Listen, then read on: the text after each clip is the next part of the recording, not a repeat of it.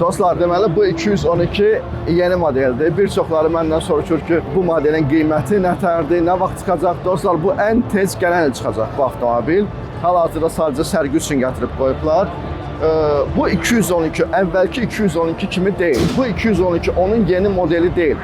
Bu tamamilə ayrı bir modeldir. Deməli iki fikir var.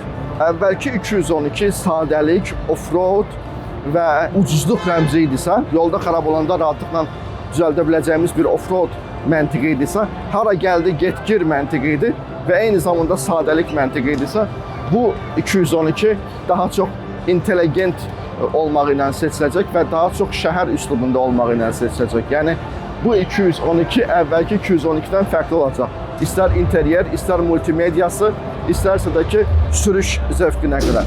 Bəli, yenə də offroad deməyək, 50% offroad, 50% SUV olacaq, amma bu tamamilə ayrı bir modeldir. Gələn il inşallah bildirərəm. Sağlıq olsun.